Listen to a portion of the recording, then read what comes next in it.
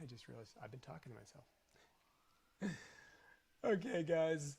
Hi, everybody. Thank you for bearing with me. We had some technical difficulties getting started here, but here we go, and I think everything's looking good. I want to sink in with you guys here about why it is that I chose to do this event and what this means to me. What today is, what In My DNA is all about. So before COVID, before quarantine, I had this idea that I wanted to throw this huge party for my 45th birthday, do something really meaningful. And as I sank in with myself about what does my birthday mean? Like, what does it matter to me? What's important to me? I realized that I'm not into the whole party scene anymore. I'm not into like having any kind of crazy, extravagant event. But there were four things that came to me, four things that felt in alignment with where I'm at in my life. And those things were connection, community, celebration, and service.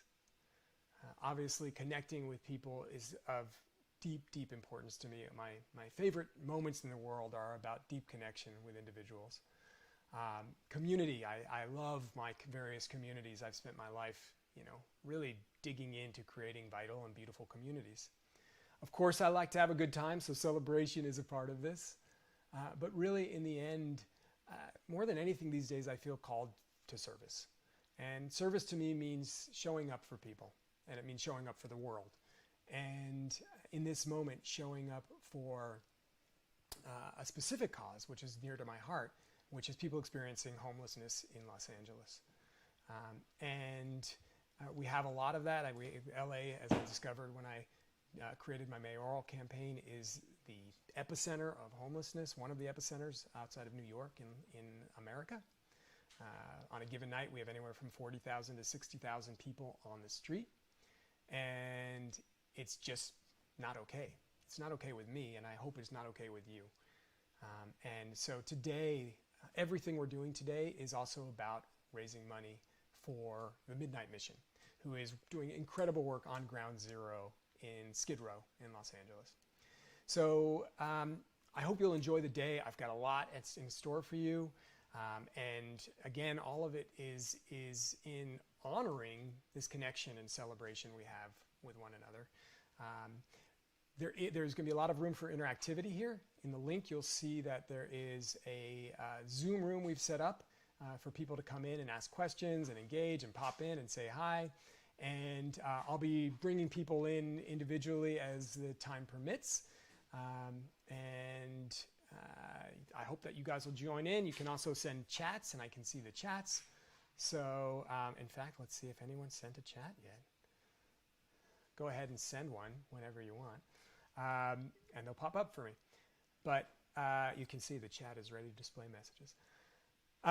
So to get us started and to kick us off, I am bringing in a dear friend of mine, somebody who in the Burning Man community really requires no introduction, but I'll give you one anyway.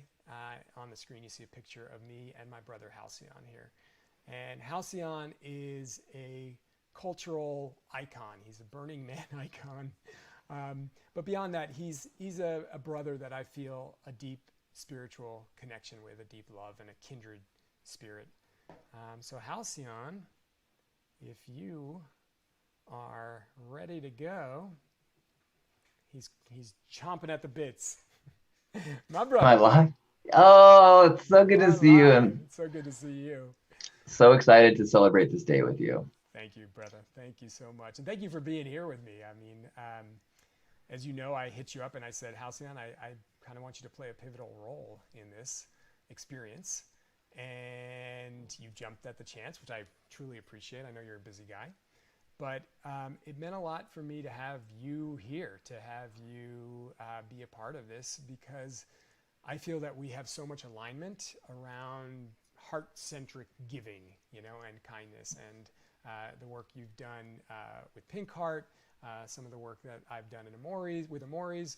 It's all sort of towards the same end goal and purpose, right? Which is creating deep connection for people. Absolutely. Yeah. And I so appreciate, I mean, I think that a lot of the things that are so important to us have become much more difficult to express in the world right now. And so I just want to applaud you for finding ways to find that connection, find that service within the limitations that we have right now through what you're doing today. And just bravo. Thank you, my brother. That means a lot coming from you. I'd love to turn it over to you for a second and just tell people a little bit about the work that you've been doing. Obviously, there's a lot that you do out there in the world. And yeah, do you want to share a little bit about yourself? Sure. Um, I have a YouTube channel called Hug Nation that I've been doing since 9/11, where we do a group hug once a week. And I feel like it almost turned out that I've been training my whole life for lockdown, because now I'm doing Hug Nation group hugs twice a day and having people gather in a Zoom room where we have a moment of connection, uh, using the power of intention, noticing that you can get beyond where your feet are at and connect in a place of where your heart is at. So that is a huge part of my life, is trying to find connection like you in different ways. I also am a co-founder of a group in San Diego called First Saturdays that is a homeless outreach. And kind of our whole kick is trying to bring the gifting principle of Burning Man into our streets. And how do we not go out into the world from a place of like, oh, poor you, but like, hey, how can we make this moment better for this individual? And how can I make my life better by seeing your life get better? And that I'm just a big believer in how the only way to really keep sustainable energy to heal the world is from that gifting place of light, light, light, lift, lift, lift. Yeah, I love that. I mean, obviously, that's in total alignment, and of course, in alignment with the day and why we're here today, talking together. Um, Tell me, in your work with the burn, obviously, this is a pretty interesting, challenging time, right, in the world. And our community, certainly our festival community, has been hit incredibly hard by this. And I'm just curious, how you're seeing that play out, and what are the implications for the world in a world with no Burning Man, no festivals this year, which are more than anything opportunities for people to connect really deeply, right? So, Yeah. what does that mean, and what are you seeing people dealing with in this moment? I mean, I think to me, the most interesting or exciting overlap between, cancellation of Burning Man and the state of the world is the parallels of Burning Man. And any Burning Man event is a place where you go to a place where it's difficult. You go through adversity. You have to figure out new ways of doing things, Yeah. and you have a container where the old rules do not apply. And so you're able to experiment and try aspects of maybe your best self, your more expressive self in this safe container, because you're allowed to just like let the default world go. And I feel like right now we have a similar container where we don't have to bring the default rules into the way that we are acting right now. It's totally appropriate to go to the grocery store in a bizarre outfit and a mask. In fact, you have to wear a mask. And so I think the exciting thing for burners is can we have the courage in the next transition that we often struggle with decompression. When people go from Burning Man and they go back to the default world, so many people shut down that brightness of themselves. They're like, frogs that bury themselves until the rain. And burn comes and they come out and they mate and fuck and then go back underground for a year. And Totally. I think the challenge that burners need to do is like, no. It's way harder in a default world, but you have a gift of that experience. You know how you can be. You got to keep being that person. And I think that's exactly what we need to be thinking about now is, hey, we have an opportunity to practice a higher version of ourselves. And then we have an obligation to push into that part of ourselves, even when the system, and the system is going to say this, all the power structures are going to say, back to normal, back to normal, back to normal. And we're going to have to be like, no. I'm still going to be kind to my neighbors. I'm still going to be doing. And what is normal? We're the wrong people to ask about normal. Yeah, good point. Yeah, right. I mean, I agree with that, and I think the, in some ways, I also feel like burners are uniquely equipped to handle the, zombie apocalypse, right? Absolutely. I This mean, moment in time. it, we've got the gear, Yeah, and the whole, I believe like the fundamental lesson of Burning Man is surrender, and that you don't know the way things are supposed to happen. right. You just have to surrender and like roll with it. And this is like graduate level surrender. Yeah, it really is. It really is. Um, Tell me about. I know you had a story the other day that moved my heart as we both felt a deep resonance and the value of helping people, especially people experiencing homelessness. That's been a big part of the work you've done. Um, Curious if you can share that moment, if you'd be willing to, that moment that you shared on Facebook so publicly. I thought it was a really beautiful moment. I mean, here you are out there in the world trying to help people, but helping isn't always easy, right? Yeah. I mean, there's kind of, I think there's an art to gifting, Yeah, and when you first begin, you get like a plastic bracelet and you give it to somebody, and then you go, oh, maybe they didn't really need a plastic bracelet. And then you start to think about what is a gift that can help. And right. I feel like I've been practicing for over 2 decades, and I learning some nuances. And so my work with the homeless is a lot of how to practice gifting in a way that makes everybody feel good. Yeah, But I kind of lost track a couple weeks ago. The organization that I do, we have not been not been doing our normal gatherings because we can't have gatherings. yep, And so I have a few of our regulars that I've been trying to help in individual ways.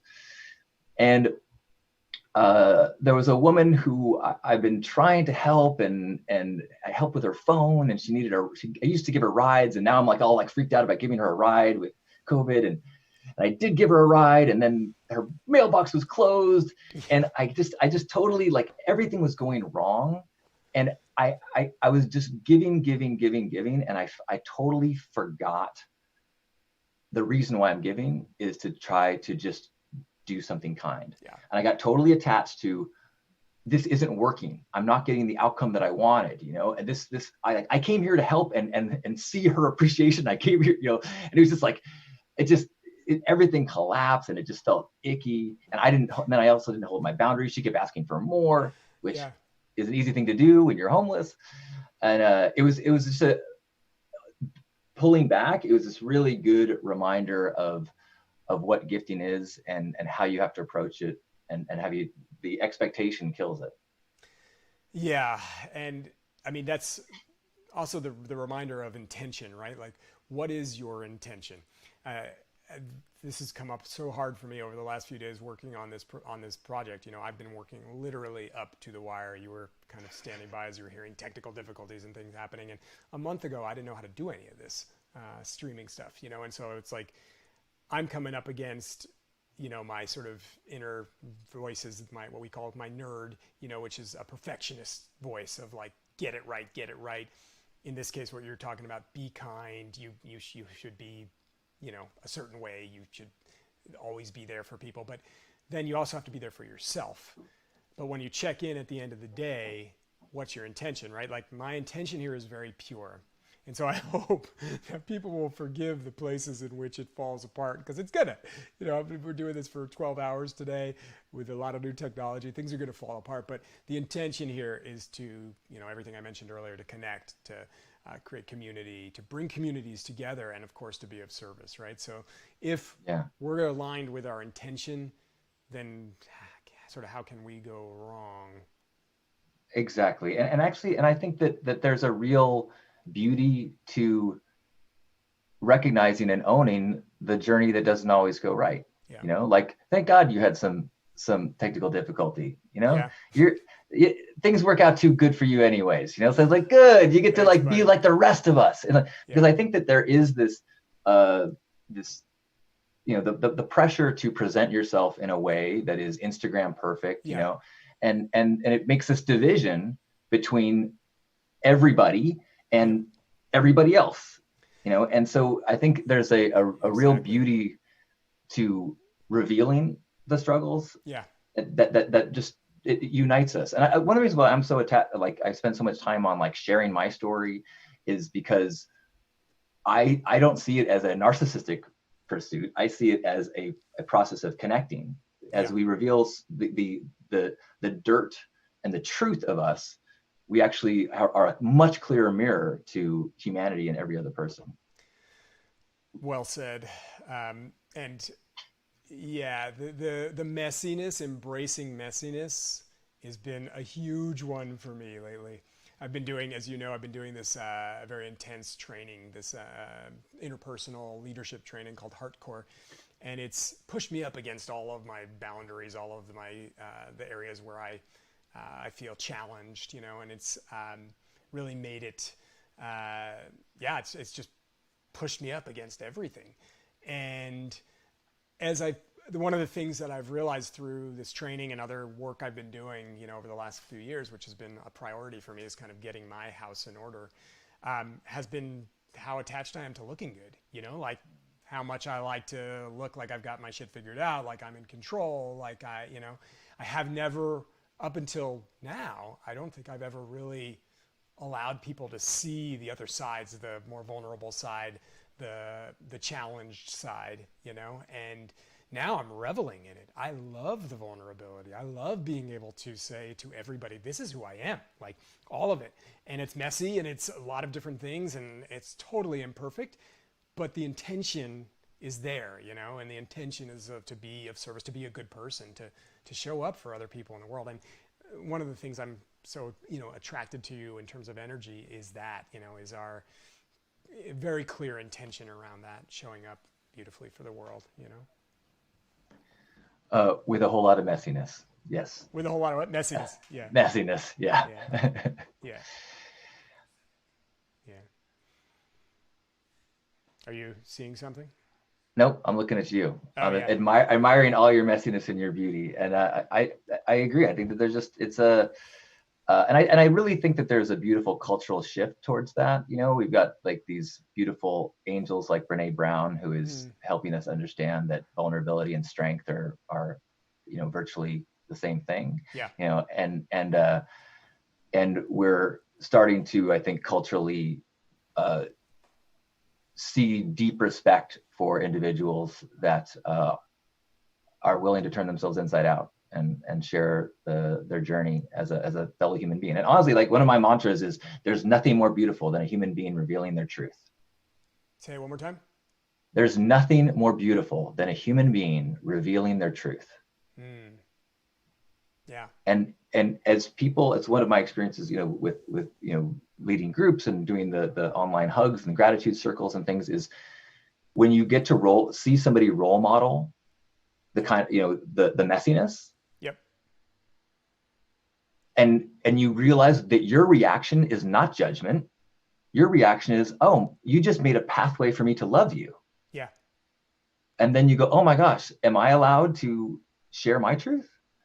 And if you can create containers and spaces for people to do that, it is the recipe for world change. So what is your truth? My church, Hug Nation. No, your truth.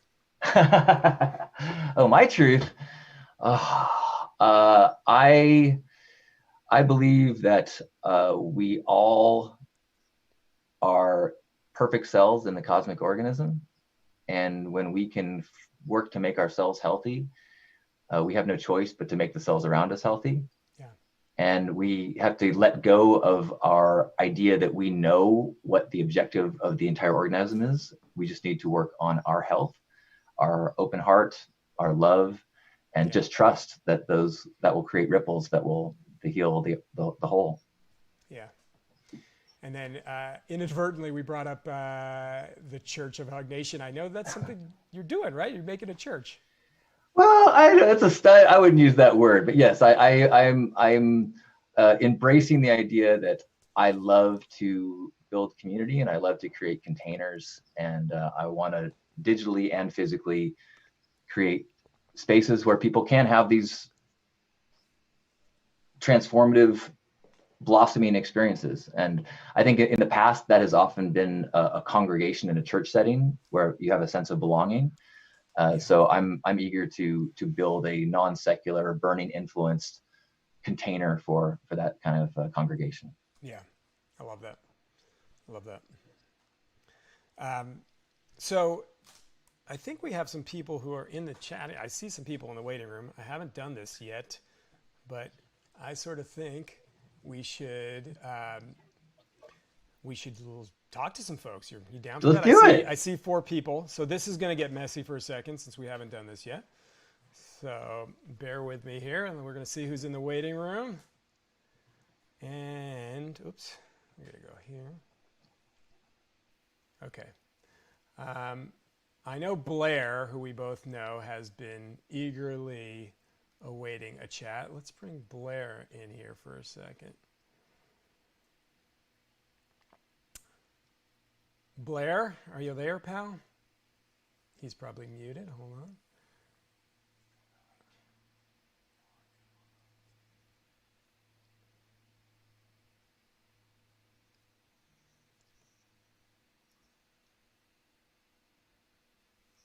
Hey, Blair, you got to put some headphones in there, pal.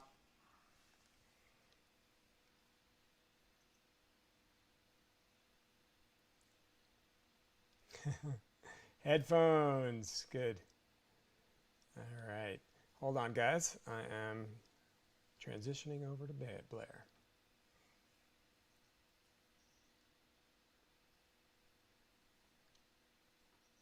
You're going to get the delay. Yeah, turn your Facebook off. Like I said, we're getting messy here, and that's A-okay. All right. It's weird. It's not letting me do this. Okay, guys, already messiness is happening. Bear with me, guys. Again, the technical side of this thing is nuanced and interesting, and I am having... No, I know you're good, but I can't actually get control back over the screen. We can hear you, though. We can hear you, though. You have an announcement. Tell me.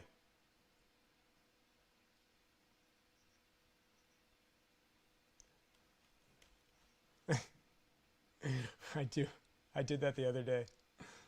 And it was pretty good. I did all right, actually. Yeah.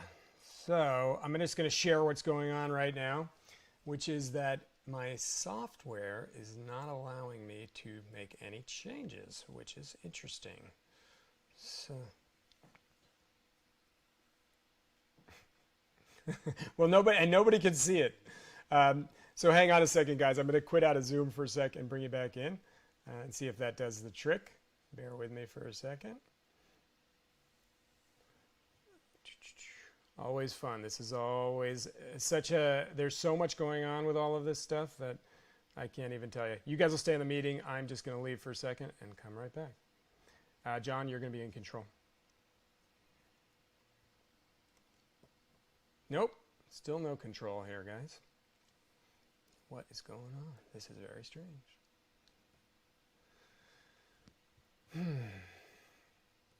Guys, you wanted messy? I said we're getting messy. Here it is.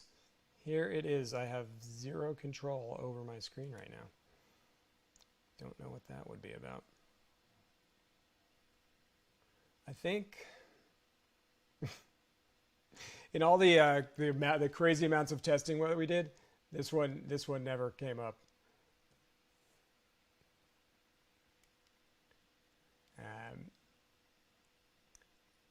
Hold on, guys. Thank you for bearing with me.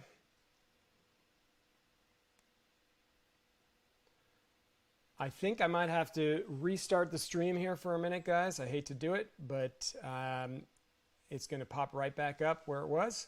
So just hang tight. We'll be right back online. It's going to be like this today. It's part of the adventure. Thanks.